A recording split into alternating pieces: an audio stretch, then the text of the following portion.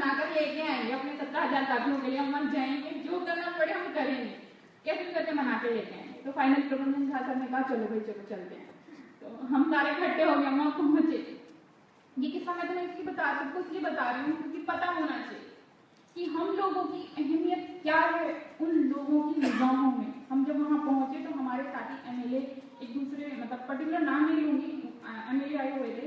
तो जैसे entry room था जिसमें सब बैठे हुए थे, तो मैंने अपनी जो आंखों से देखा वो मैं बताई। एक टेबल पर सर बैठे हुए थे और काम कर रहे थे। मतलब होता है कि एक मुख्यमंत्री एक कागज लेकर बैठे, पेंसिल लेकर बैठे, हाँ बताओ तुम्हारी क्या समस्या, और अपने हाथ से नोट करे। मतलब एक हैरानी की बात है कि वो खुद नोट कर रहे हैं।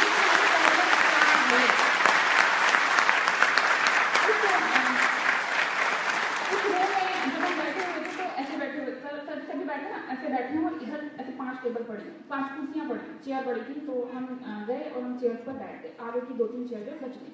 तो जब वो चेयर बच गई तो जो साहब थे जो सबसे मिलने आए थे उनकी भी एंट्री करा दी गई। वो भी एंट्री गई, वो एंट्री की तो वो आगे थे। तो होता ही है भाई, आपकी अच्छी पहचान है तो आप अपने पद से बात करते हुए आएंगे। उन्होंने एंट्री किया, बड़ी अच्छी तरीके से कहा नमस्कार सर।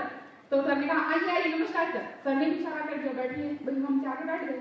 हम बैठे हुए थे आराम से निमंत्रण पत्र लेके।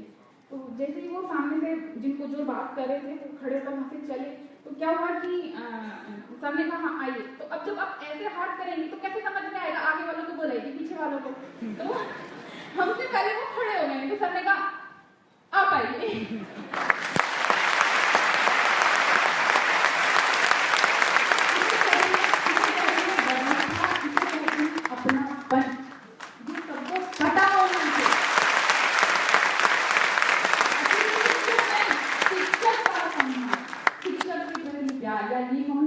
जनता के प्रति, अपने दिल्ली वासियों के प्रति अपनापन और सम्मान। अगर मैं ऐसे किस्से सुनाने लगूं तो मनीष सर के भी तमाम किस्से हैं, अतिशी मानव के भी तमाम किस्से हैं।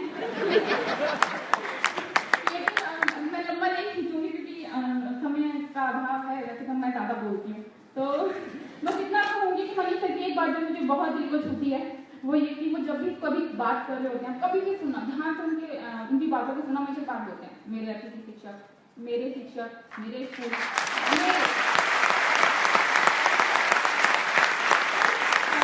तमाम बातों बीच में मैं एक बात कहना चाहती हूँ। मुझे लगता है कि सब अच्छी बातों के बीच में एक पता नहीं अच्छी है कि बुरी, मैं फिर भी मुझे लगता है कहना तो होगा कि शिक्षक वर्ग कभी भी किसी सत्ता पक्ष का या सरकार का या किसी पार्टी का नहीं होता है। शिक्षक वर्ग होता है एक विचारधारा का, एक बदलाव का। वो बदलाव की है विचारधारा जो आपके पास है, हम उसके साथ हैं। आप जैसे जैसे आगे बढ़ेंगे आपकी बदलाव की इस लहर में हम अतिथि शिक्षक और हम अतिथि शिक्षक संघ मिलकर साथ हैं। आप जहाँ बदलाव के कार्य में, बदलाव की मुहिम में हर उस जगह सहयोग देंगे जहां हमें देना चाहिए। जो मेरी बात से सहमत हो वो साथी हाथ ऊपर करके सहमत हो। आप सभी को धन्यवाद, गलतियों के लिए क्षमा चाहूंगी सभी से। आप सभी यहाँ मौजूद हैं इसके लिए बहुत बहुत शुक्रिया, और जो काम सरकार ने हमारे लिए किए उन सभी के लिए बहुत बहुत आभार।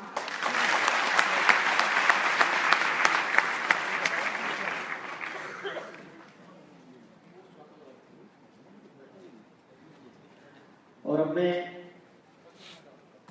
सरस्वती वंदना के लिए आमंत्रित करता हूं।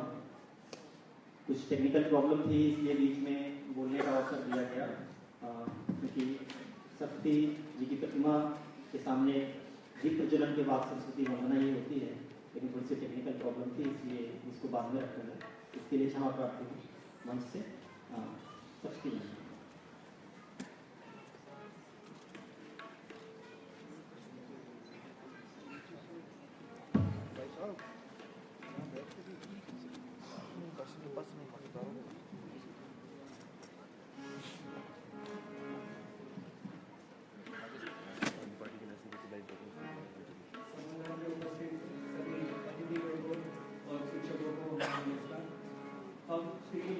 शास्त्री राष्ट्रीय संस्कृत विद्यापीठ के छात्र छात्राएं आज आप सभी के समक्ष सरस्वती वंदना प्रस्तुत करने जा रहे हैं, जिनकी रचयिता दिल्ली संस्कृत अकादमी के सचिव आदरणीय डॉक्टर जीतराम मुखर्जी।